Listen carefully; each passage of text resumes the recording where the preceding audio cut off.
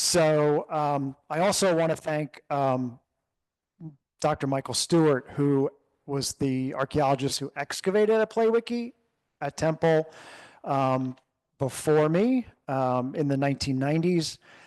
He did a couple of years of field schools out there with students and excavated there. And what's really interesting about the site, and I'm going to mention it, is that we don't have many sites of the contact period that are have nothing but indigenous people there. So, you know, what kind of artifacts did they leave behind? Is, you know, since there is Europeans around, are they getting European goods? And so that is something that Dr. Michael Stewart and myself talked about at another paper that we read back in 2012.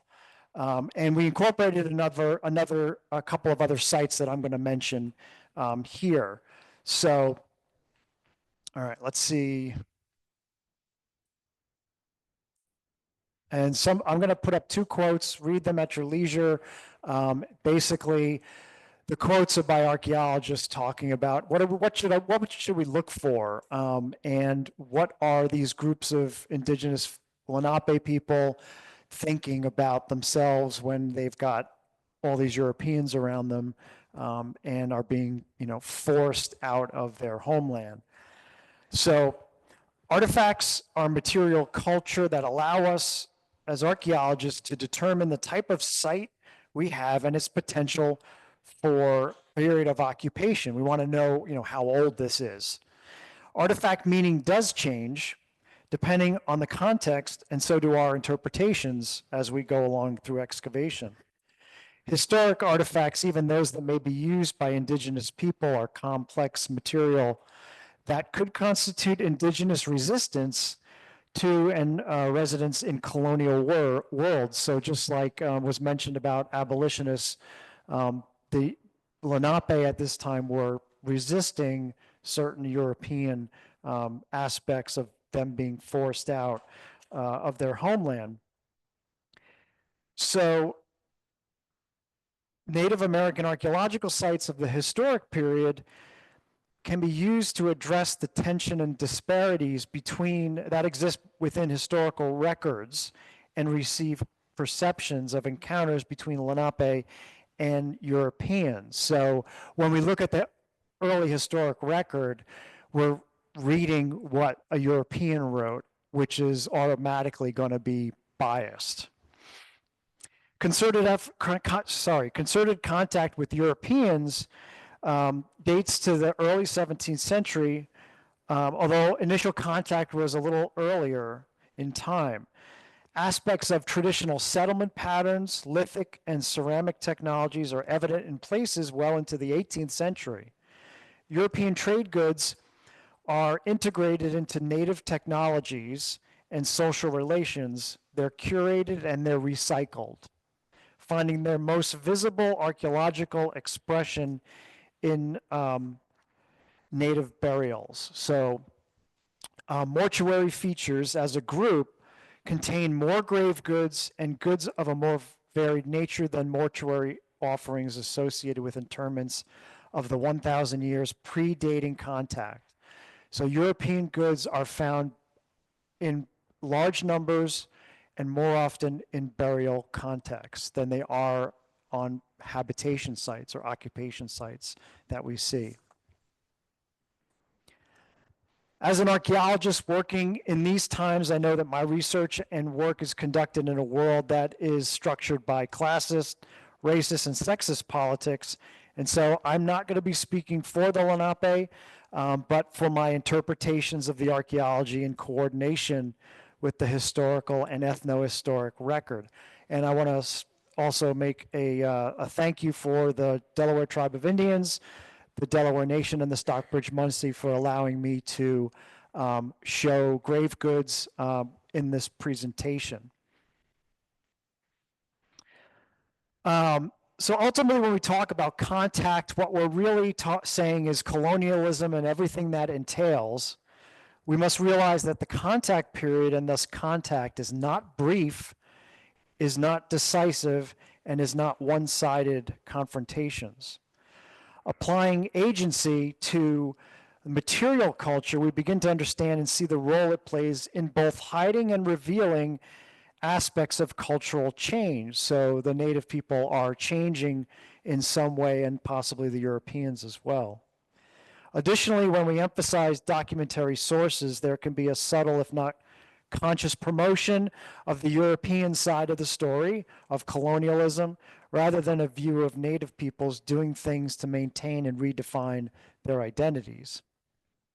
We also want to avoid the pitfall of conflating ethno-historic observations. So we have a lot of ethno-historic records from missionaries that went out and recorded their observations of Lenape people. So for now, presenting basic archaeological observations and developing interpretations and hypotheses that can be evaluated and complemented with independent data sets from history, ethnohistory, and ethnography seem the best way to proceed at this point. Those perceived perceptions mentioned above are what occurred over the years when interpretations have been hampered by our assumptions, of archaeologists' assumptions, of what relative sites or deposits should look like. That is, we were looking for sites loaded with European goods and structurally different from their pre-contact precursors. So when we're looking for sites that are indigenous Lenape sites, we're hoping that there's going to be a lot of European goods, but there isn't. In 2012, Dr. Michael Stewart and myself presented these and other issues at an international conference. And as non-Indigenous archaeologists, we have an inability to effectively deal with these contextual issues, from the archaeological to the systemic or behavioral, which has resulted in our skewed versions of Native American life following contact with Europeans. So in emphasizing documentary sources, there can be a subtle, if not conscious, promotion of the European side of the story. So here is a quick historical timeline, developments in the region. So when I'll basically be talking about Philadelphia suburbs, New Jersey, and basically that area. So in referring to territory of the Munsee and Lenape, archaeologist Herb Kraft stated, quote, "Objects made from copper or brass are equally rare on any site in Lenapehoking." Lenapehoking is the Lenape word for their homeland. "Not more than 6 brass pots are known from throughout Lenapehoking, mostly from the Bell Browning and Minising sites in the upper Delaware." His observations are not unusual. Remarkably, the paucity of European trade goods on sites throughout the study area is not a reflection of haphazard surface surveys by archaeologists, small or insufficient excavated areas. So for example, the dense and extensive deposits of the Minisink site, Bell Browning and Bell Philhauer in Sussex County, are distributed over adjacent landscapes that have been the focus of intensive excavations for over 50 years. For over 100 years, the numerous sites encompassed by the Abbott Farm National Historic Landmark, which is just south of Trenton, have been the focus of most of the massive, spatially extensive excavations ever conducted in the Middle Atlantic region. The small number of European trade goods resulting from this work led Dorothy Cross, who was the New Jersey state archaeologist and working there during the Great Depression, to conclude that the area was abandoned by the Indians shortly after contact with Europeans, an interpretation that is not supported by later research. So an excavation at the Abbott Farm site that was 450 by 250 feet produced a single European artifact, an iron spud, in a radiocarbon context that was dated to the 18th century. Based on a variety of controlled excavations, we conclude that American Indian sites of the historic period closely resemble their late woodland predecessors. So the late woodland period, which is prior to Europeans have, it's not me, is it? The late woodland sites are pretty much what we're looking at when the Europeans have already been established. So mid 18th century, 1750s, Lenape sites look like they're prehistoric sites because of the very scant amount of European goods. Many archaeologists working in the mid-Atlantic and adjoining regions know that native items are never abandoned for European ones. So native people are continually using stone tools and pottery, even though they're getting axes and kettles from the Europeans. Native tools may do traditional work better than newer ones, but on the other hand, there may be connections between the prehistoric tools, the stone tools, and social identity that are hard to break. Whatever the reason, archaeologically speaking, if no European goods were found on native sites, archaeologists would conclude that those sites as pre-contact late woodland sites. Additionally, European goods gained in trade are welcomed into these centuries-old native technologies and so are embedded in the social relations and meaning. So European goods found within mortuary contexts is a distinctive separate behavior from the normal practices of the late woodland period. So during contact period, native peoples are using European goods more so in a mortuary context than actually using them for utilitarian wares. So we'll be looking at a case of European goods that are not in scarcity, but in a state of redistribution. And we'll see site types where native culture accommodating parts of their identity in order to define themselves within a ruling system, even while resisting aggression. So this is a map that shows the sites we're going to talk about. The Trent House in the center, which is in Trenton. Trenton is named after William Trent. Lendhart Lalloway is a mortuary site that we're going to talk about, and the Burr Haynes site, and then Playwicki, which are two sites, Playwicki and Burr Haynes, where they're identified indigenous occupations. I'm going to go through that later. That map will be at the end. Actually, I'll have to bring it back up again. But so when you look at a deed like this one from 1688, West Jersey governors, Dr. Daniel Cox of London, deed for land from 11 Indian representatives. They're getting wampum. The highlighted words are the actual material objects that archaeologists find on sites. Needles, pipes, lead, 3 pounds of lead, shot, 60 pounds of shot, knives, more lead, hatchets, kettles, guns. And this was actually, I'm not sure if it was before the rule where you could not sell guns to native people. But so, archaeologists are looking at the sites and we're going, okay, we're going to find all this material, but that's not ever the case. So I will talk about Playwicki first. So Playwicki Farm, as you can see within the red circle, there were a number of different sites found within that area of the park, Playwicki Park. The Blue Creek, that's Neshaminy, and there's a tributary that goes to the north of Playwicki. And let me just find it on my my pages here, and I apologize, but so 18th century Playwicki excavations sufficient to delineate 2 structures, and you can see from here, this is a township map, I believe, that show Indian towns, and Playwicki is sort of down at the bottom left there.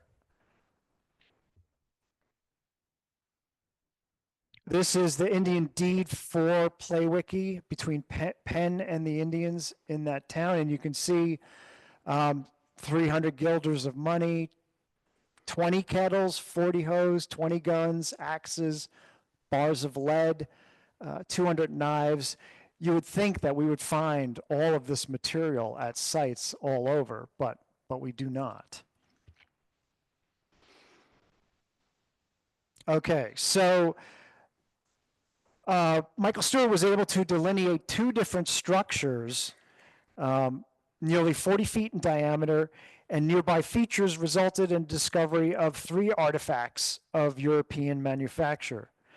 The site dates to the mid 18th century, the early 18th century, and has an assemblage of projectile points, scrapers, flake tools, debitage, which are remnants of making stone tools, cobble tools, and pottery that are identical to late woodland assemblages for the area. Detailed studies reveal the use of what's called bifacial and bipolar reduction techniques. So when you're making a projectile point, you're napping on both sides, so bifacial. Cobble-based tools, many of which have been used for milling purposes. So you've got hammerstones or large round stones used for grinding, pestles, and those are the largest amount of artifacts at the site. Other artifacts include argillite and chert jasper bifaces, quartz cores, which are the larger stone cobbles that you knock flakes off of and use the flakes. Chert jasper, argillite, chert jasper projectiles, and a possible gun flint made of jasper. And it's sometimes difficult.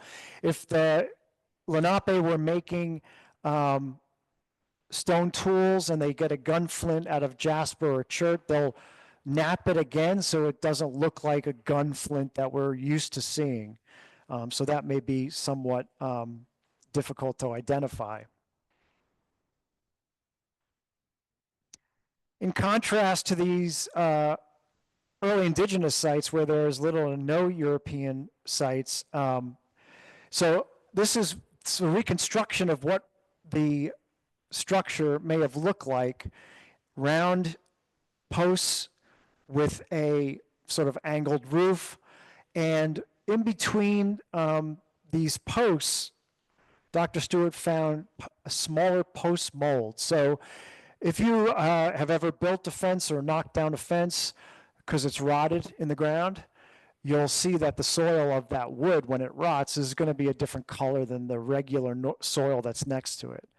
And so archaeologists look at that and go, that's a post mold, right? You've got a fence post in the ground. And when we find a bunch of them, right, if you're excavating a fence, you can line them up. And he was able to do that, as well as line up, I'm just going to point for those, the little dots are smaller posts that are woven together to put in the middle or in between the larger posts. And basically, a lot of hard-baked clay was found at the site as well, and that was more than likely used as a wattle and daubing kind of to put on the outside and inside of that. So just like we have horsehair lathing that's stuck in between the wooden lathes, that's exactly what they would do. That's the lathing, and they would put the clay, and then it would dry and form that hard structure. The kettle at the top is from the Minnesink site, the spud from that Abbott Farm site, and that's basically to basically take the bark off of trees. That's used. It's fairly large. So if you've ever seen, people outdoors building log cabins and they're taking the bark off, that's what they use. The 3 bottom artifacts were found at Playwiki. So you have a pocket knife, a glass bead, which is European, pocket knife European, and bottle glass that's been flaked. So native peoples would take glass, and if it was broken or they break it, they'd flake it, and they'd actually make a tool out of it. So they wouldn't use the bottle, they would use parts of the bottle. Iron. Yeah, it was European. Yeah, that was the only European artifact found on this very large site. So here's some more PlayWiki farm artifacts: pottery, some scrapers, basically hide scrapers, cobble tools. So those are, you can hold them in your hand. They're heavy, but they've got a lot of wear on them, being used for grinding or milling. And then the debitage, or the flakes, on the left-hand side, quartz in the upper left, and then going all the way to cherts in the lower right. So the Trent House is located right there along the Delaware River. It is open to the public. They have programs there. Prior to the Trent House, Malin Stacy had a house on that property, and archaeologists from Hunter Research, which is an archaeological firm in Trenton, and they do excavations for hire, of DOT projects, or if they get the Trent Association gets a grant, they get to excavate. And so they had a field school with Monmouth University students, and they excavated part of the kitchen wing of the house.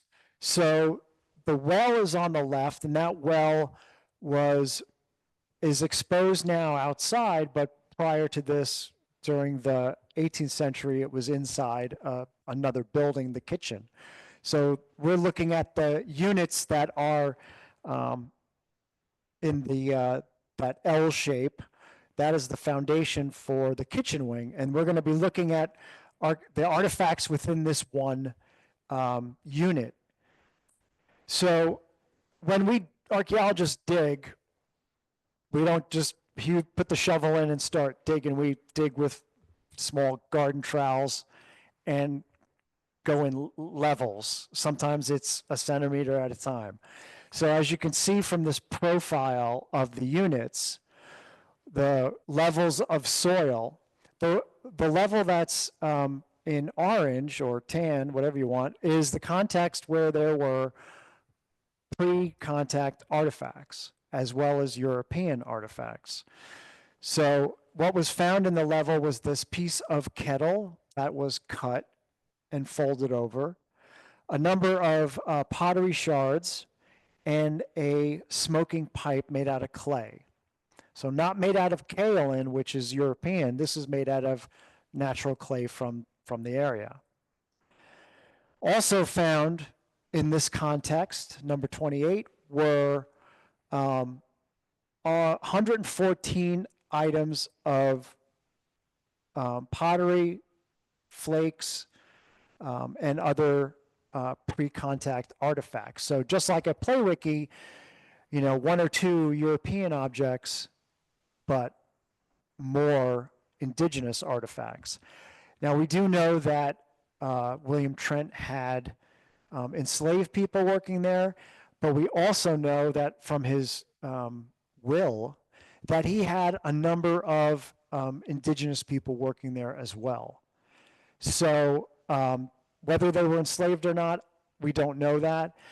We do have records of them. We do know that he also had a trading post. They may have been part of that. His house was obviously the richest house in the region. He had a lot of people going through. There may have been a trading post or some area where people were trading back and forth. And the pottery that was found is indicative of the kind of pottery that enslaved Africans would make, called colonelware. But the designs on the pottery, there's lines that are inscribed, are not. And those are being interpreted by the archaeologists as being indigenous made. Kettles, we know that are basically not used to cook in by the Lenape. They were used to make arrow points, and they were used to make jewelry. So we have a lot of jewelry objects, whether they're small copper pins or whether they're arrow points, which we do find. We know that they weren't making these kettles because as they were moving across the landscape, they're not going to be carrying heavy kettles with them. They're going to be making pots as they get to a site because clay is everywhere. So here are those sherds, and you can see the lines that are made in them. Here's a section of the bowl of a pipe. And what's rouletting is made with a metal tool. We find these on sites, on Native American sites, Lenape sites, where they have lots of pipes and pipe fragments with this kind of rouletting, it's called, as well as animal depictions on it. In the context above all of that was found this triangular kettle piece. So we don't really know if they were making jewelry. They may have been making points. So they're doing some sort of processing of kettles at the Trent House. And we know that the only people that were doing that were Lenape. So those are just a larger, you could see some of the cut marks, and it's possible that this was in the process of being manufactured into a point, and then it broke, or they made a wrong cut. But you have a lot of other parts of the kettle to work with. So in this layer above, where all the other, there we also find some chert, some flakes of quartz, as well as brick fragments. So all of that being filled in at some point over time. We have, so I did mention before that the sites where we find most of the European objects, a lot of them are in mortuary contexts. And so this is a site in New Jersey that was excavated during the 1930s. This is a copy of a drawing that was done in 1937. You can see the date in the lower left. They did this and then went out to excavate. So they just sort of measured where they found artifacts, delineated an area that they were going to investigate. They also talked to other people who lived in the area. So in the 30s, it's mostly farmland in Monmouth County. This is where Cream Ridge. And so what they did was they went around and talked to other nearby neighbors and asked, did you find any artifacts? Have you been on this property? What did you find? Because that extra information helps archaeologists sort of complete the picture of what was going on, not only here along Crosswicks Creek, but in the larger area. So two of the collectors had collected all of this, a very large anvil, which if you've ever seen just sort of a flat metate-like stone that you're grinding corn on. Lapstones, very similar, same. Pestles, 3 of them. Pestle with 2 shallow pits, meaning that the pestle itself, so like a rolling pin, was used to crush nuts or acorns or something like that as well. A gorget is a sort of a necklace, a jewelry item that would have a hole or 2 holes drilled in it. And there was a banner stone, which is a weight that's used in an atlatl, but those kind of objects are heirlooms, and they get carried over from generation to generation because it's a very old technology.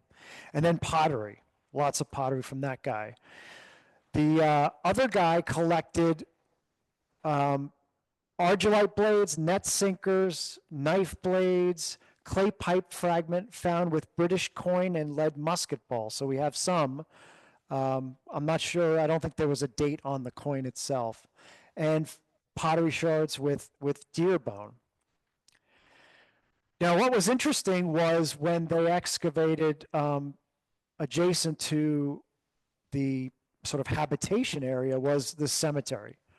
It was had a number of 14 individuals.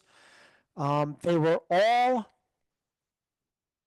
in the direction northeast southwest. They were all flexed, which is something that indigenous people prior to Europeans, how they buried their dead.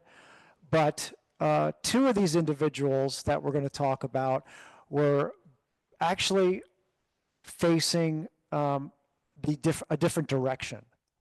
And so one was a older female and one was a child. Okay. So the adult female had a copper bracelet on her wrist. So basically it was part of a kettle that was cut and shaped and had incised lines that they did and put it on the wrist, and a trade pipe made out of kaolin, not the darker clay, was also found in her right hand. Also under her skull was found 250 black and 26 white trade beads. So these are glass trade beads that have been found. In a lot of other mortuary contexts, we find thousands of glass beads with Lenape people. And you could see her, so the way that they have the drawing of the head, it's facing that one way, and the other burials are facing the other way. So this is an infant that was dug and buried into another pit. So they actually had a pit with material in it, and more than likely the infant died, and it was they could not break the ground. It might have been frozen, and so they waited and buried the infant in another pit. But the artifacts included a snapping turtle shell, half of a regular box turtle, fine thumb scraper, roulette, so impressed rim shirt. So the rim shirt had the metal tool in it, so we know that it wasn't, pre-contact. Over 50 pottery shards, a jasper hoe made from a core. So just think about, your garden tool hoe. It's about this big. It's huge, and wasn't used. In with an infant, along with turtle shell, thumb scrapers. Now, if it's an infant, archaeologists look at that and sort of hypothesize that obviously the infant did not live. So that infant didn't do any of the collecting or hunting for the turtle or making of the stone tools. So all of that material buried with that infant is out of the family respect, out of its not achieved status, but ascribed to the individual. So they're burying it just like we bury, rosary beads or Bibles or pins or medals, what have you, with our deceased. They did the same thing. Whether it was an infant and you wanted to, obviously it was a tragedy, so they're going to ascribe a status to that infant, just like we would do the same. Some of the other burials had trade pipes, red glass trade beads, shell pendants, another trade pipe, twisted copper wire, a chert arrowhead near the right scapula, copper bracelets. And this is just a very small cemetery. There are plenty of other ones throughout the mid-Atlantic region that have European goods. There are many metal objects, whether it's kettle copper or brass, in those types of burials. So the center object, number 7, is a kettle arrow point, which was buried with one of the individuals. 1, 2, 3, 4 and 5 are the copper wire. More than likely, either from some object, or maybe they were trying to make some sort of bracelet, a woven bracelet or something. Number 6 is the the kettle bracelet that was around the wrist. Excuse me. The 2 pipes on the bottom are the kaolin trade pipes. So English and or Dutch early pipes, and they were used.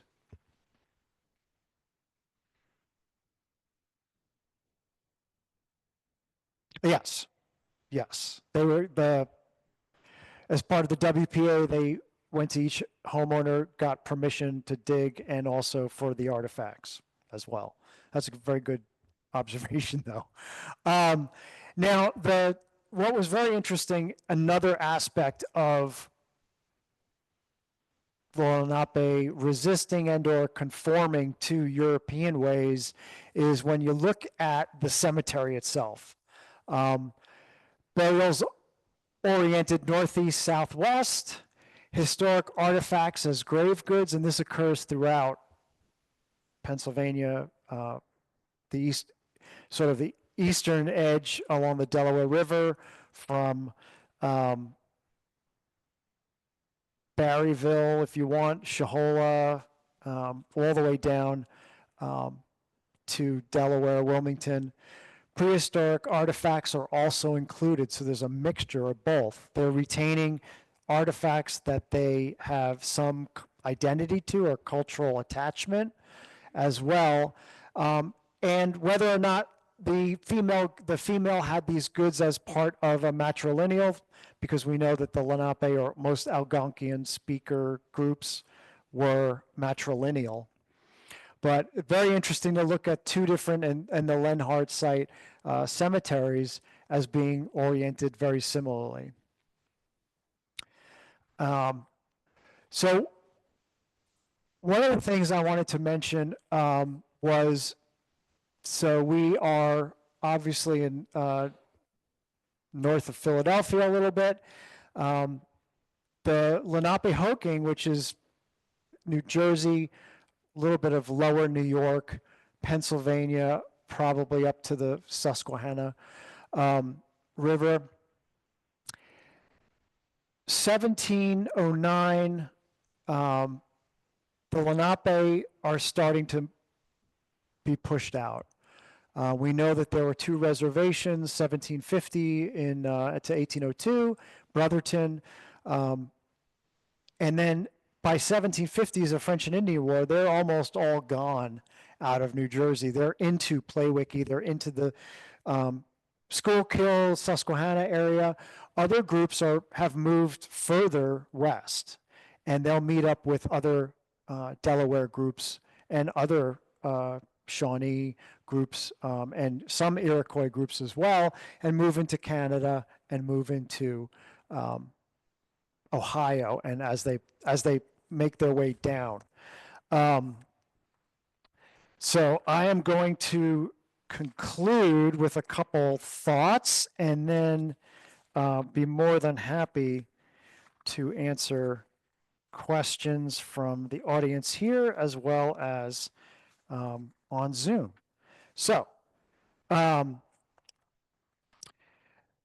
quote, one of the first quote that I posted was by an archaeologist named Nassany, and he has done extensive work in Upper New England on contact period sites. He describes cemetery organization as one way to interpret Native American autonomy, in that for this case, the Lenape religious beliefs and mortuary practices would be reflective of the cohesiveness of the attributes of burial posture and orientation. By burial posture, I mean flexed, and by burial orientation, I mean the northeast to southwest. This fact, along with the adult female at Lenhart being placed with a large amount of grave goods, possibly representing she's an important figure in that community, may be seen as Lenape resistance to European colonization. It's those little acts that we see in mortuary context, as well as looking at habitation sites, that to us archaeologists see the Lenape may not have welcomed all European colonization, but that their survival strategies were complex and often very subtle. So for Native American sites of the historic period, one should not automatically assume that the site exists in a vacuum. What we're looking at is the struggle of Native peoples trying to navigate and negotiate their identity among both indigenous and colonial populations. The context in which artifacts take on or are embodied with different meaning. Borrowing or using objects, ideas, or concepts related to self-identity and society is something in which sometimes archaeologically is more visible in a mortuary context.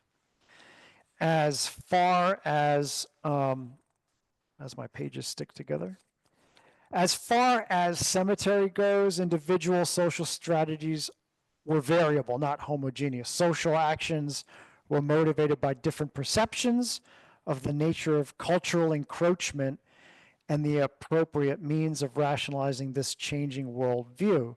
So imagine the Lenape, their worldview has changed dramatically and is constantly changing, not only because of Europeans, but of other native groups that they're encountering on their forced migration, and eventually ending up in some of them in Canada, the First Nations, and then in Oklahoma. Excavations are continuing at the Trent House, which is great, so we can maybe get some more information. But for archaeologists and these types of sites, confusion may occur when we misidentify or misinterpret not only the individuals who caused the site to be there in the first place, but also the material culture itself and how it may have been used or not used. We must also remember that any objective interpretations of the archaeological record are ideologically charged while serving to empower those with access to the record. So me as an archaeologist are going to these sites and I'm imposing my own bias and my own educational background that I got from my advisor, and so on and so on and so forth. So the more that I engage with the indigenous communities and talk to them about their oral histories, their relationship with the material culture, with the environment, helps me better understand and come up with better hypotheses when I excavate a site.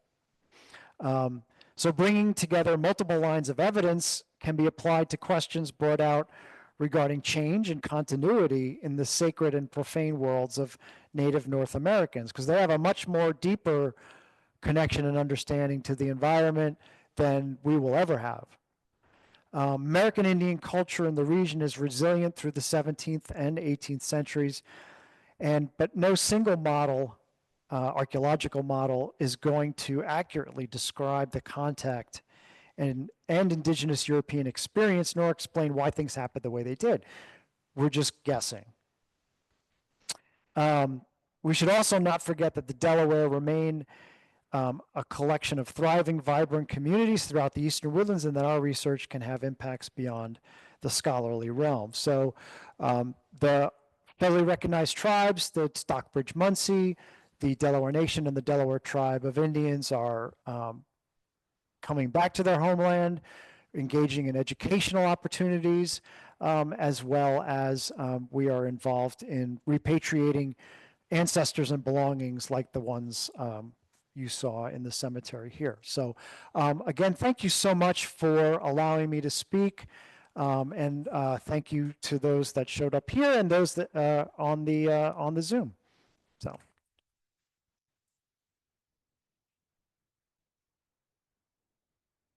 So I guess I'm not sure how you want to. Yep, we've got a couple of microphones here. We'll hand out so we can hear people's questions.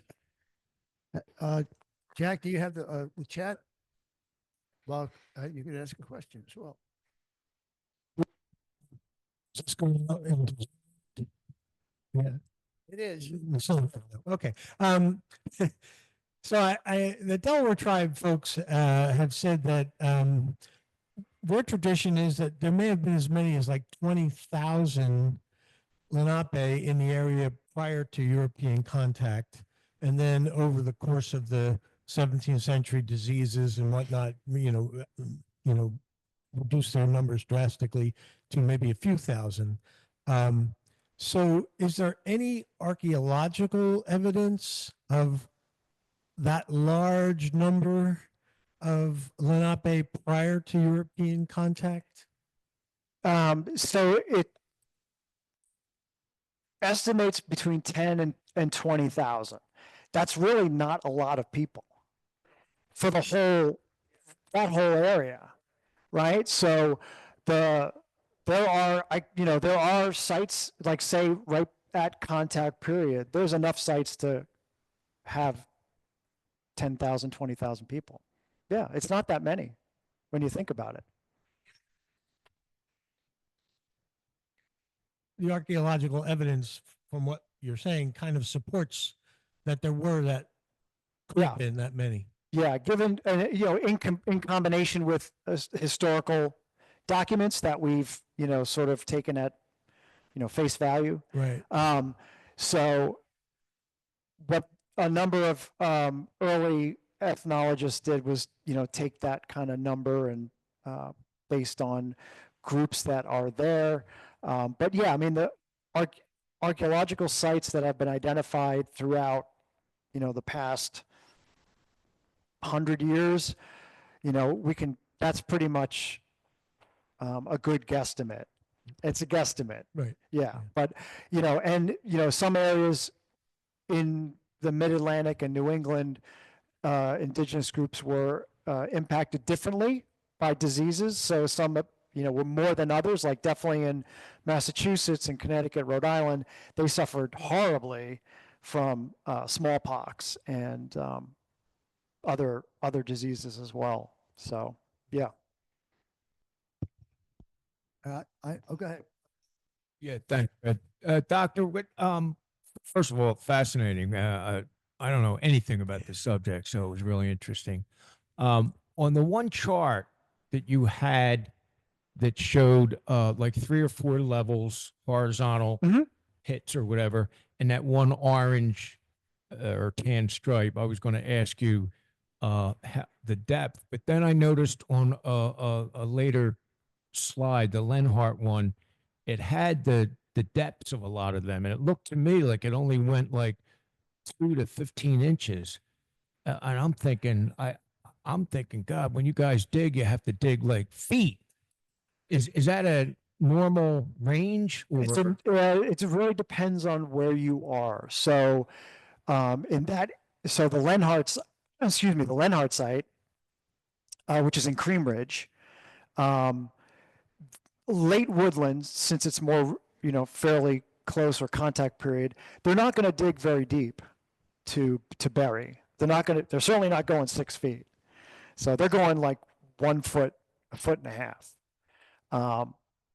In, say, sites along the Delaware River, you're in a floodplain, you're going to get overburdened deposits. So you may have to go deeper to find anything, sites, any kind of artifacts. The Trent House is right on the fall line. So the fall line is where if I can, do we have a zoomy? Sorry, it won't. All right. Right. Oh, okay. So the fall line is the head of tide of all the rivers and streams. So it goes through Trenton, Philadelphia, down through there. So it's basically a line of bedrock, and where the Trent House is, there's, between the ground and bedrock, it's not that much.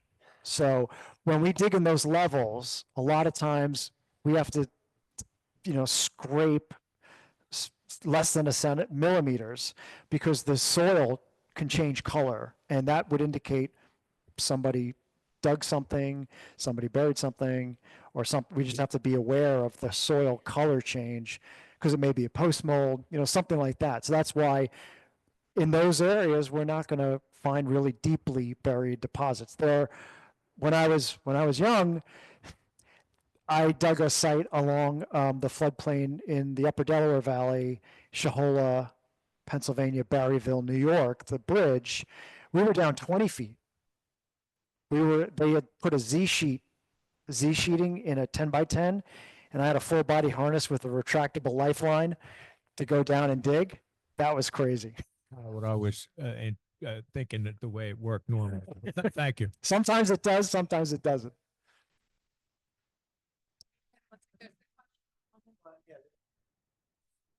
There's a question.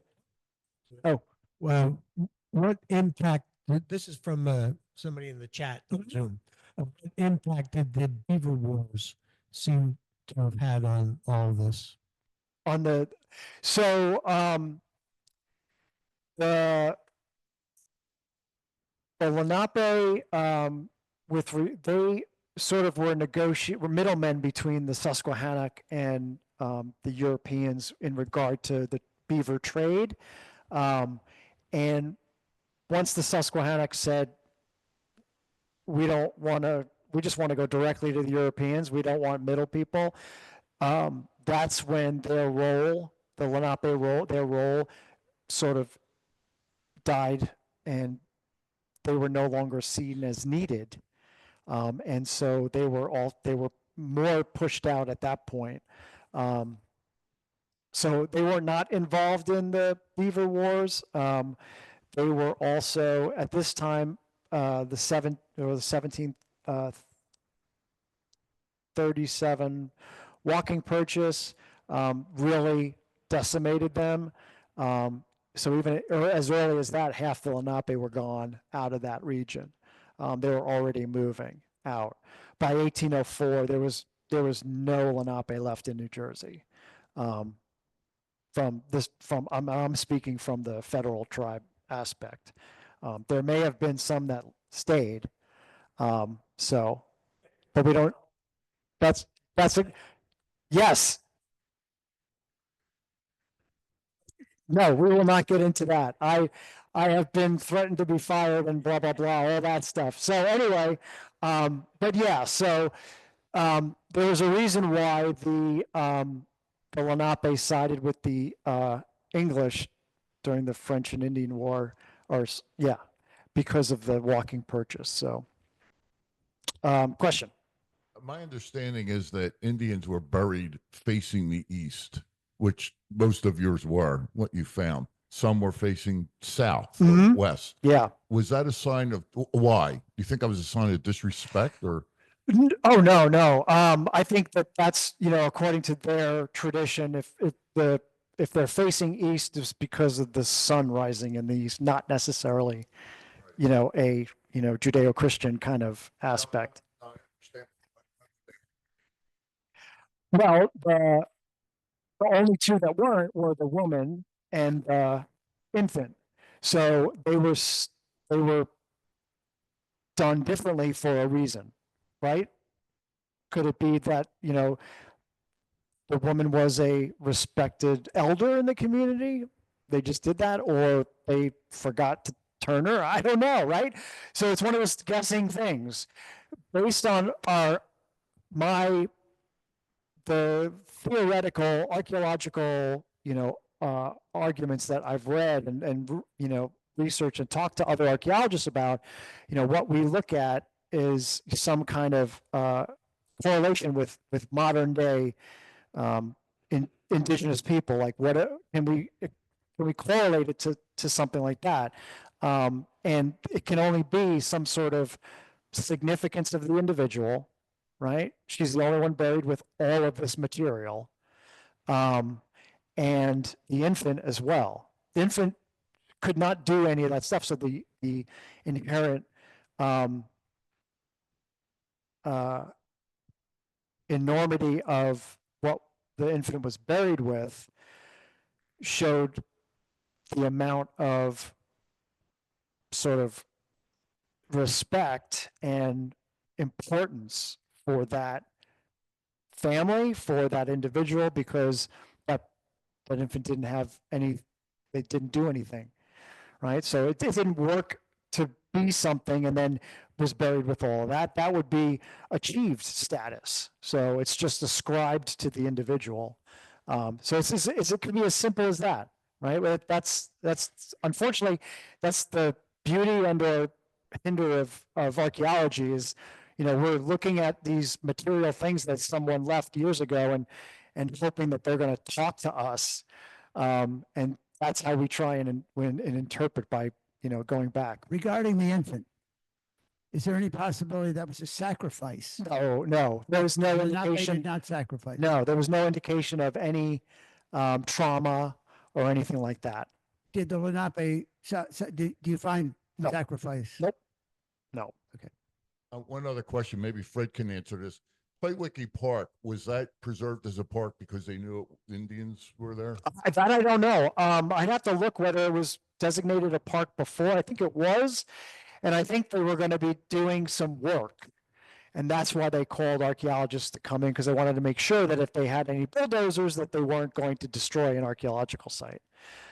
Because I think either the local historical society, that area there, they knew that there might be something related to the town of Playwicky. So, And that the deed of 1682 mentions the Playwicky, Mhm. yet we don't find 17th century artifacts there. there are, but not a lot. Like very few. They found there's gun flints that have been mapped, right? So there are European gun flints. There's a glass bead, and a pocket knife. So, but you don't find, there's no kettles, there's little amount of European artifacts at Playwicky, but nothing But like you you see at describe it burials. as being early 18th century. Yeah, But why not late 17th? because they were gone. Well, the deed of 1682, late 17th century, mentions Playwicky. Right. So it was there, it but was yeah. there. Or maybe had been abandoned at that point. There was a fire. I believe that Dr. Stewart noticed that there was a fire over it. So whether that had anything to do with it, it's hard to, because it's so recent, you can't date like burned material, because you'll get a date that's 1950 if something like that. So you have to go on your excavation and how the depth of where things are, and the historical record as well. So And then it's also questionable whether that is the actual Playwicky Indian town site. I yeah, don't know that. we're not Henry 100% sure. Mercer claims that it was, but what did he know? Yeah, it's possible that it is. I mean, that we're going based on that. I mean, looking at the historical record, I mean, there are a couple other sites, there's another site, could be, there could be natives or it could be enslaved people at the Trent House, but based on what we're looking at, broken kettles, you don't see that on enslaved sites. You see other objects like, pottery, ceramics, broken ceramics or bowls, overturned plates stacked in a corner out of sight. But we didn't see any of that. We saw cut up kettles and a Indian clay pipe. So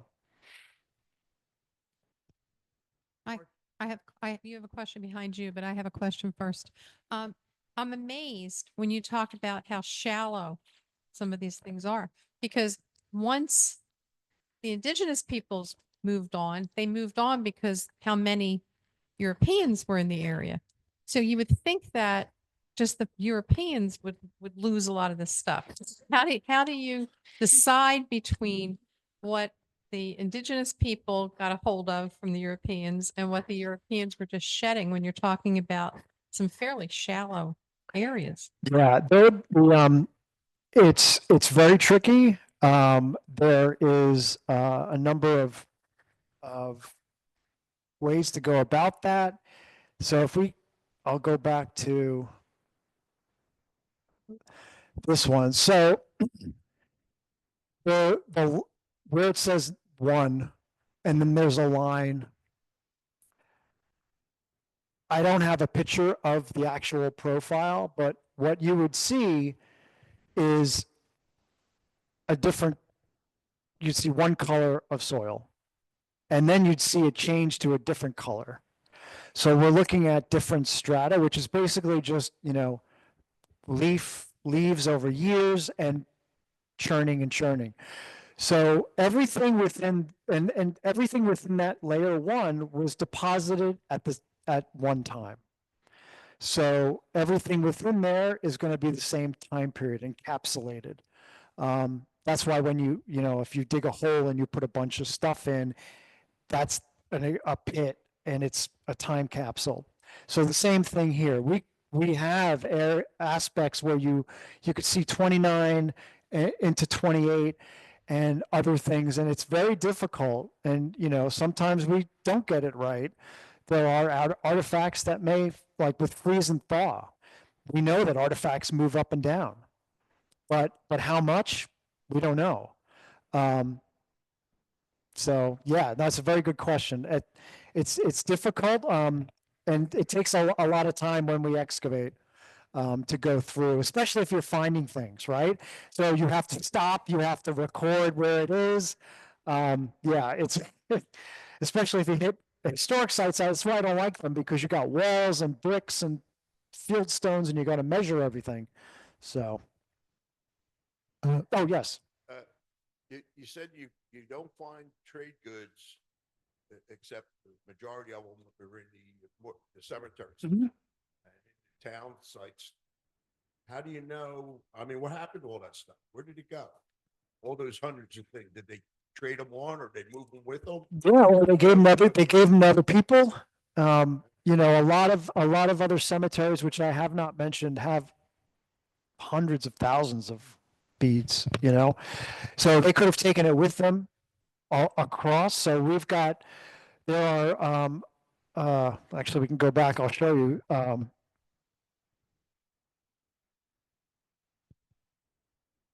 So north of Pittsburgh, the Salkunk and the Kuskis, Newcastle, very large Lenape sites, huge cemeteries, hundreds of people were buried there with grave goods, lots of them, as well as clay pots, but, glass trade beads, all sorts of, in the upper Delaware Valley, there were individuals buried with rifles, also with kettles under their heads. So, it depends, as they move forward, they're being buried with a lot more stuff because they have it or they're getting it and so on. But thanks. In sites, in domestic. I have a question on that. How do you know there were Lenape buried out there in Pittsburgh? Because it's written down. Oh. Yes. Oh, okay. Yeah. So the tradition, the Lenape have records, and that's the thing about being federally recognized, is you Yes. have to have a continuous historical record of your group. And so we know that they are, in that Okay. area.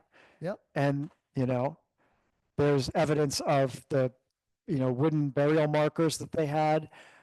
So we know. And then also other areas when they go out to Ohio and then up to Wisconsin.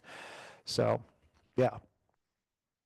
A couple more Oh, yeah. questions from the chat. Actually, two I think may have been asked during your presentation, because I think you answered them.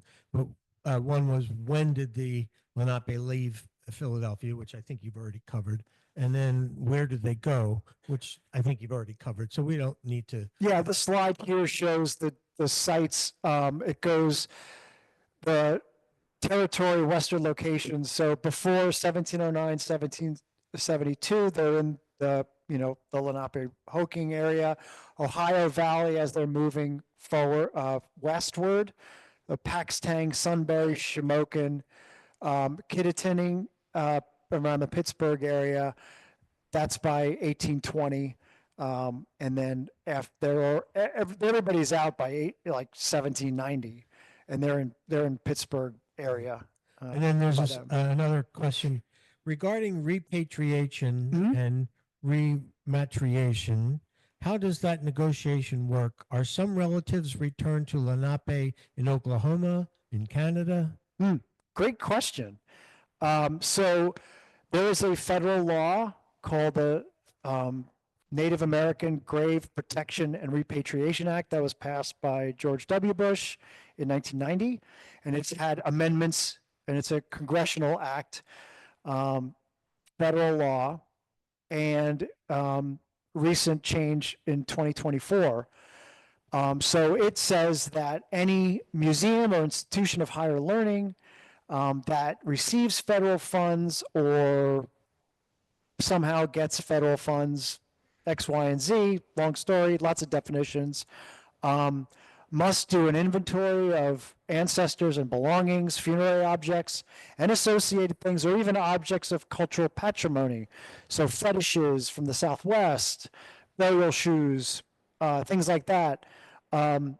Need to make an inventory, write a letter to the tribes or call them, email them, the federal tribes that you think may be affiliated with those objects, and begin repatriation, which means that you, as a museum, relinquish control of everything and give it to them. And then, depending on the tribe and what material it is, they rebury it in their own ceremony. Oh, sorry. Were you involved in the burials up at Pensbury Manor? Yes, with I was.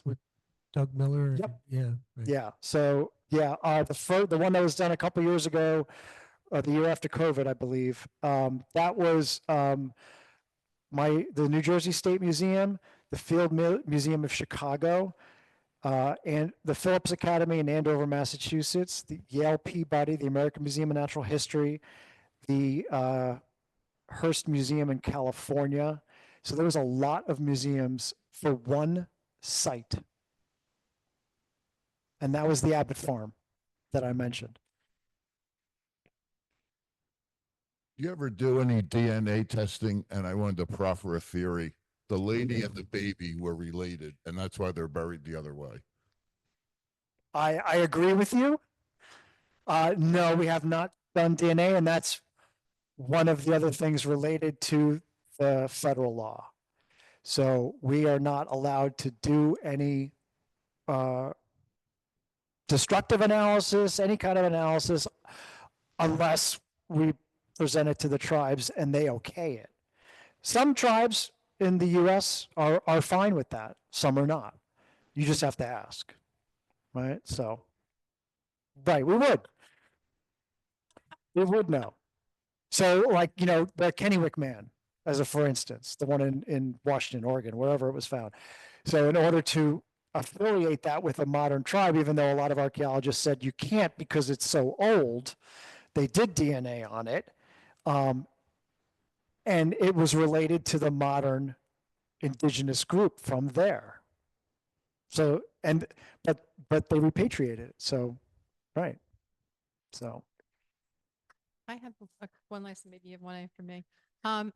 This is a couple years ago, so I'm not going to name names because I don't remember them, but I was really fascinated with Roanoke Island and the Lost Tribe.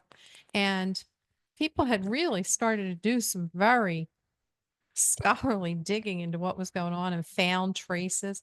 But what amazed me was how there were indigenous peoples that were very, very specialized.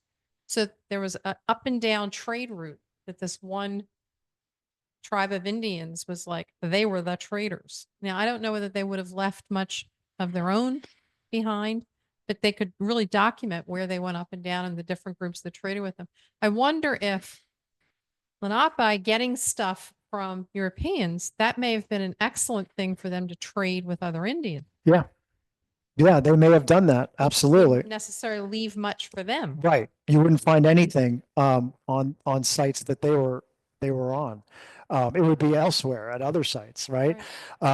So, I mean, the role that the Lenape played throughout historic times, we hear that they were the grandfathers, grandmothers, whatever you want to call them. They were mediators. They were, they took an active role.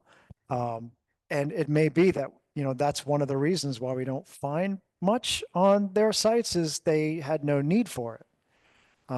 That wasn't what the role that they were playing. I mean, it was more of a diplomatic say, where you didn't have to engage in, they may have exchanged wampum, but that was also an Iroquois thing as well, more so than it was here. Yeah, no, that's a very good question. Yeah, we know that there are lots of trade routes and things like that. So The will that you mentioned, the indigenous people who may have been slaves, oh yeah.